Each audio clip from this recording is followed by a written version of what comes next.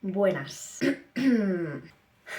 Bueno, esta semana tenía programado otro vídeo distinto, de otra temática, pero hacía tiempo que quería hablar de una cosa, pero tampoco sabía exactamente cómo hacerlo. No sé si has visto la serie This Is Us. Si necesitas una serie que te ayude a llorar y soltar tus emociones, esa serie es maravillosa. Pues bueno, en esa serie hay un personaje que es Randall Pearson, que aparte de tener altas capacidades, tiene crisis de ansiedad. Entonces es una serie y un personaje que me ha ayudado mucho a entender algunas cosas que me pasan y que me llevan pasando pues prácticamente toda la vida, pero a las que no había puesto nombre. Tampoco es que sea necesario poner nombre como tal, pero bueno, como sabéis, las etiquetas pues tienen esta cosa que te ayudan a entenderte, aunque no describan 100% tu personalidad o cómo tú eres, pero te ayudan. El caso es que este domingo me dio pues una crisis de ansiedad. Hacía mucho que no me pasaba y bueno, en parte me dio como mucha rabia porque es de esto que, bueno, yo sigo en proceso de terapia, ¿no? Y justamente en la anterior sesión mi psicóloga me había dicho que estaba mejor y que ya podía ir pues cada 3 semanas o así. Y justo me pasa esto, ¿no? Y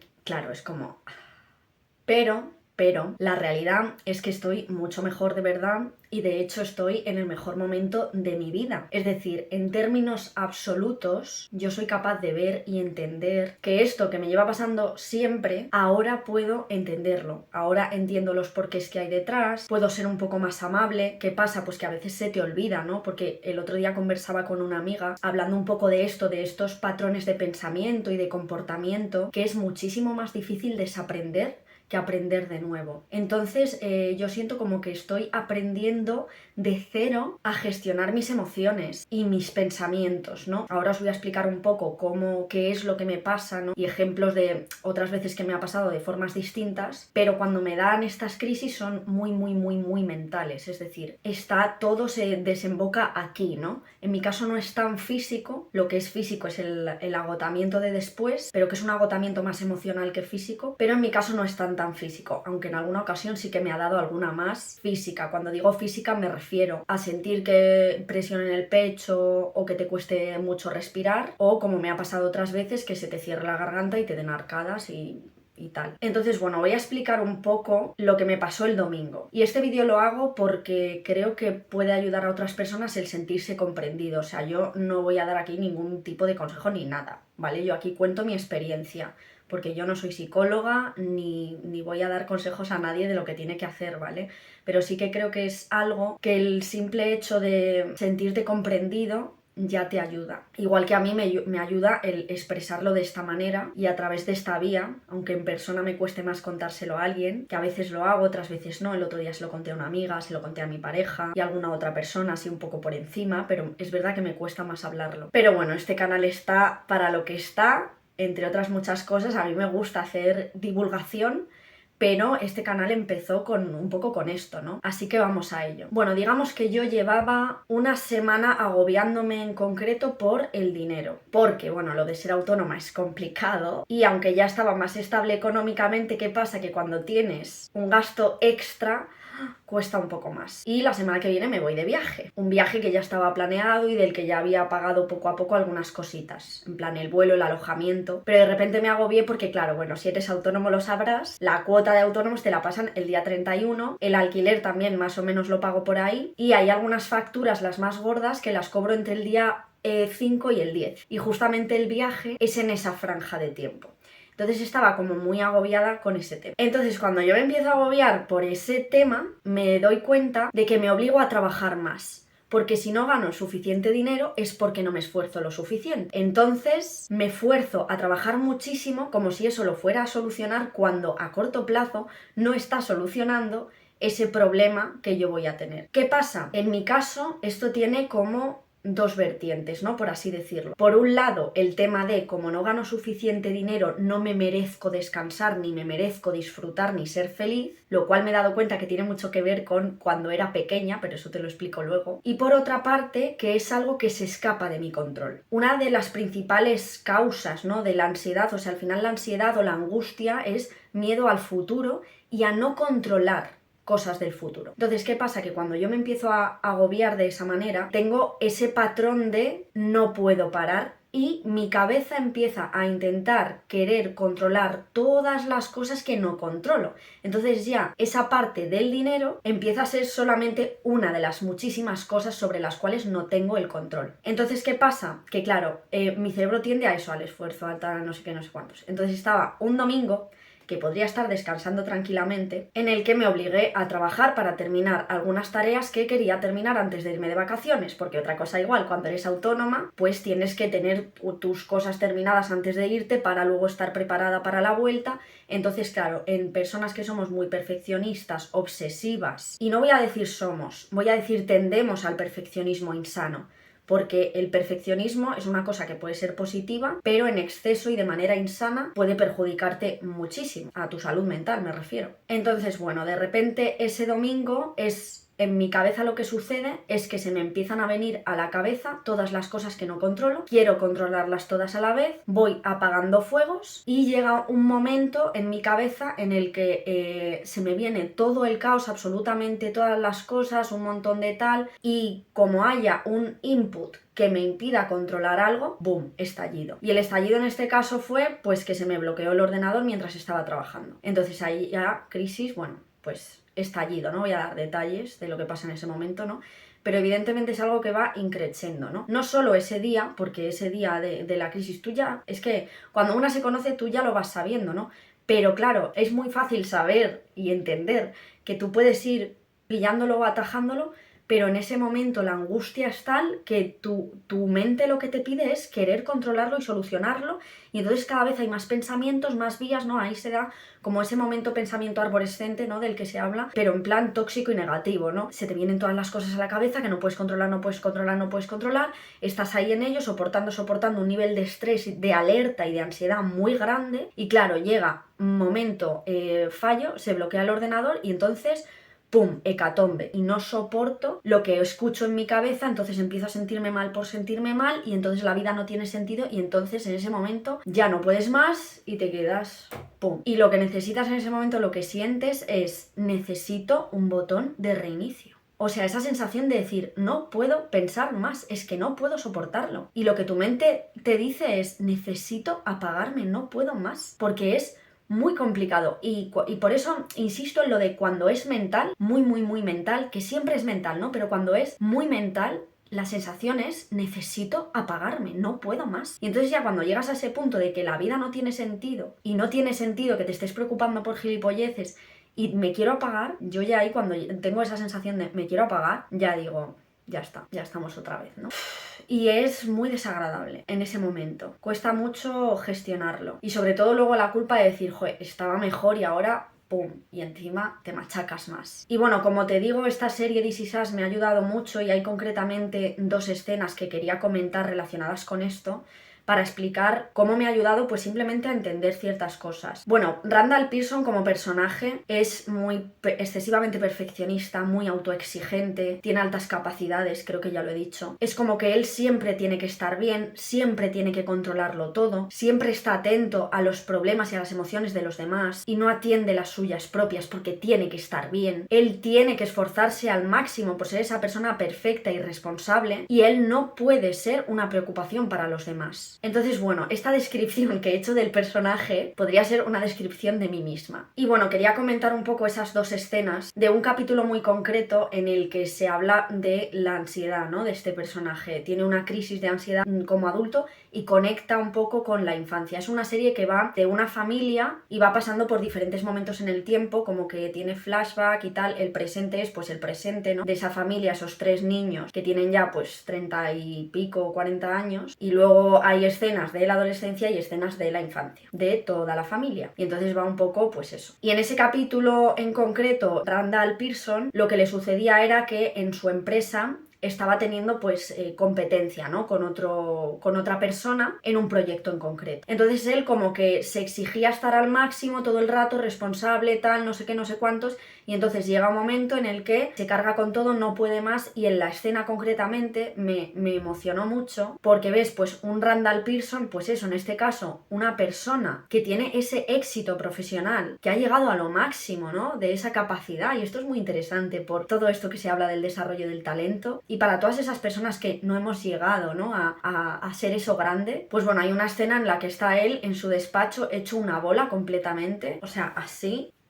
paralizado y no puede más. Y entonces llama a su hermano llega y le encuentra así, ¿no? Es como esa imagen de un hombre, ¿no? De negocios, de tal, no sé qué, que está de repente hecho una bola en el suelo sin saber cómo salir, ¿no? De esa situación mental en la que ha entrado. Esa escena me emocionó mucho y me ayudó mucho a validarme porque ese tipo de cosas a mí me han pasado muchas veces y claro, te sientes tonta, te sientes inútil porque dices, ¿cómo puede ser que una persona funcional le pase eso, ¿no? Y luego cuando descubrí que tenía altas capacidades era la culpa de decir, ¿cómo puede ser que si soy tan inteligente pueda llegar a bloquearme de esa manera tan infantil, ¿sabes? Porque ahí es como que ya conectas con la infancia y con el sentirte indefenso ante la vida y no puedes. Y eso me ayudó por dos motivos. Primero, por decir, vale, esto no es por las altas capacidades como tal, no es porque yo tenga doble excepcionalidad, es pues ansiedad, no forma parte de mi personalidad, es algo que me pasa, pero no estoy loca. Yo ya he contado en este canal muchas veces que me he cuestionado si tenía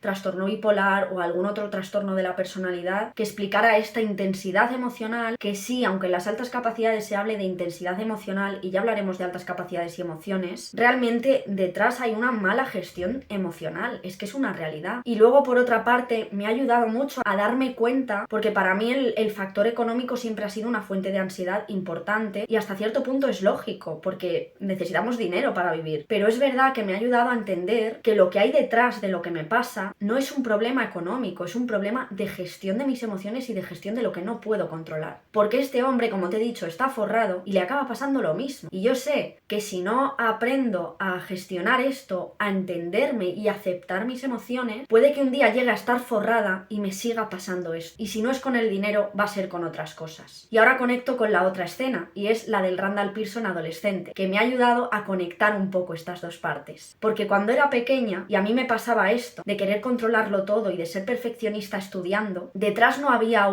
es que si no gano el dinero suficiente, tengo que esforzarme muchísimo más. En ese caso estaban las notas. No era el dinero, eran las notas. Y si no es el dinero ni son las notas, va a ser otra cosa. Va a ser la aceptación de los demás. Por ejemplo, si me critican, aunque tenga mucho dinero y aunque esté haciéndolo muy bien y esté en lo más alto, es porque no me estoy esforzando lo suficiente. Y probablemente me obligue, quiera tener el control, quiera ser perfecta, quiera ser esa imagen que creo que los demás quieren de mí o esperan de mí, y me va a pasar lo mismo. Y es que en esa escena el Randall Pearson adolescente está sentado delante del ordenador haciendo un trabajo a las tantas de la noche, llorando, teniendo una crisis de ansiedad, y mientras sigue trabajando. Y es que eso yo lo he hecho. Yo lo he hecho de adulta, pero es que también lo he hecho de adolescente, y de niña he tenido esa exigencia y perfeccionismo. No tengo recuerdos de que de niña tuviese como tal, ¿no?, esa ansiedad en un momento así, pero de alguna forma es algo que siempre ha estado ahí y que poco a poco pues se va incrementando y se va haciendo más grande y más complejo. La adolescencia es un paréntesis en el que todo, en mi caso, estalló y era muy exagerado. O sea, las crisis eran mucho más fuertes y eran estallidos de ira, aunque también me ha pasado de adulta, no me escondo. Pero es que la cosa es que si no lo controlas y sigue y está ahí desde que eres muy pequeñita, va increciendo y cada vez es más. Y cada vez es más y tú te permites menos, te exiges más, y entonces cuando te exiges es como que acumulas. Tienes emociones negativas, pero no te permites sentirlas porque no son lo suficientemente importantes. Entonces acumulas hasta que ¡boom!, petas. Y entonces ¡boom!, bajón. Entonces para mí esa escena del Randall Pearson adolescente frente al ordenador fue tan familiar para mí que de nuevo, o sea, sentí una comprensión tan brutal de decir, vale, no estoy loca. Porque él estaba ahí llorando mientras trabajaba y no podía parar. Y es que no podía parar. Es como tengo que seguir, no puedo parar porque no me lo puedo permitir, porque tengo que ser esa persona responsable y perfeccionista y no me puedo equivocar y tengo que esforzarme porque si no, no merezco, porque solo soy válido si me esfuerzo muchísimo. Y es que yo cuando era pequeña, desde muy pequeña, o sea, yo ya con 6 años, yo llegaba del colegio, me sentaba en mi escritorio y me ponía a hacer los deberes, y hasta que no terminaba de hacer los deberes y mis obligaciones, no bajaba al parque y no jugaba. Y era una niña. Y me doy cuenta de que ahora hago lo mismo. Es como primero las tareas, luego el disfrute. Ya, pero si las tareas no se acaban, porque las tareas pueden ser infinitas infinitas, ¿cuándo mereces disfrutar? ¿Cuándo mereces descansar y ser feliz? Nunca. Y es que ese es el problema. Y luego, pues, esta sociedad hiperproductiva y de la meritocracia y del esfuerzo te empujan más hacia ello. Y quienes tenemos un problema con esto, nos vemos arrastrados si no ponemos como esa conciencia. Y eso que, como te digo, yo ya llevo un tiempo en terapia, yo ya había empezado a entender cosas y de repente, ¡pum!, no me di cuenta y lo estoy haciendo otra vez. Y detrás lo que hay es, si no me esfuerzo, no valgo. Yo soy válida por ser responsable, por ser autoexigente y por ser perfeccionista. Y por ser muy trabajadora. Cuando de pequeña era, si saco un 7, es que a lo mejor puedo sacar mucho más, o sacando un 6, porque encima yo sacaba notas muy normales. El otro día me encontré diciéndole esto a mi psicóloga, ¿no? Yo le dije, es que de pequeña no me permitía parar y tenía que esforzarme al máximo y nunca está lo suficientemente bien. Tú imagínate memorizar un tema de una asignatura. Nunca te lo vas a saber perfecto, o sea, es que la perfección no existe, pero en tu cabeza tú crees que sí. Entonces es como que no puedes parar hasta que esté perfecto y si la perfección no existe es que nunca vas a poder parar. De pequeña eran las notas, de mayor es el dinero y cuando no sea el dinero va a ser otra cosa, porque el problema es otro. Es ese patrón de pensamiento, ¿no?, que hay detrás, de tengo que esforzarme, no puedo descansar hasta que no haya hecho todo. Toda tarea que no controlo y que está pendiente es urgente en mi cabeza. Aunque yo pueda hacer un diagrama, ¿no?, de estos de tareas urgentes, importantes, no urgentes, no sé qué, en mi cabeza, sobre todo cuando tienes estas crisis que se te viene todo, es como que todo lo que no controlas es urgente y tiene que ser atendido ahora, porque no soportas la incertidumbre y no soportas no controlarlo todo en este momento. Entonces, el problema es ese pensamiento que hay detrás, de si no me esfuerzo no merezco compasión ni siquiera de mí misma, empezando por mí misma. Y el problema es ese, que no puedo ni tengo que controlarlo todo, y que merezco ser feliz y merezco descansar y merezco disfrutar, aunque no me esfuerce al máximo. Porque repito, todos estos mensajes de hiperproductividad, de meritocracia, etcétera, a las personas que somos así nos hacen muchísimo daño, pero muchísimo daño. Y está bien esforzarse por las cosas, pero hasta cierto punto hay que ver cada caso individual y ver cuándo a veces lo que hay que exigirse es descansar y disfrutar y sostener la angustia que te da no controlar todo. Y bueno, una de las cosas que a mí me ayuda en estos momentos, cuando me exijo muchísimo y me digo cosas feas a mí misma, de no eres suficiente, cómo has dejado que te pase esto otra vez, eres estúpida, es pensar en mí cuando era niña. Y pensar que todas esas cosas se las estoy diciendo a esa niña de 7 años,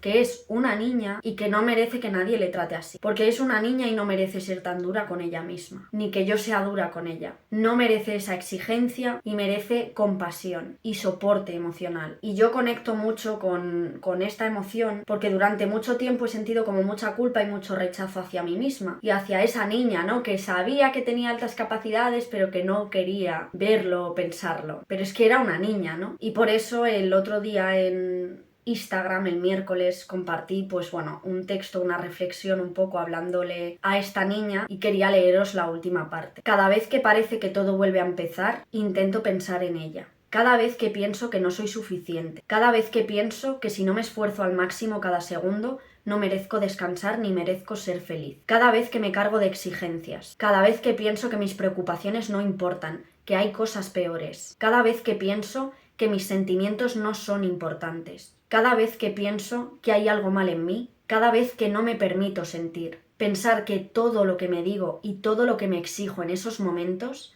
se lo estoy diciendo a ella. Una niña que sí es suficiente, que sí merece ser feliz, que tiene que saber que ella no necesita demostrar que se esfuerza para afirmar su valía, porque ya es válida siendo ella misma, que merece descansar y disfrutar. Las preocupaciones y las emociones de esa niña sí son importantes. Merece poder sentir sus emociones, también las malas, pasar por ellas, compartirlas y que la sostengan, que la ayuden a entenderse. No hay nada malo en ella. Ella es maravillosa, con sus virtudes y sus defectos. Merece equivocarse. No tiene que cargar con todo, no tiene que controlarlo todo. Eres suficiente y eres válida solo existiendo. No hay nada malo en ti, no tienes que controlarlo todo. Yo te sostengo y estaré aquí siempre contigo.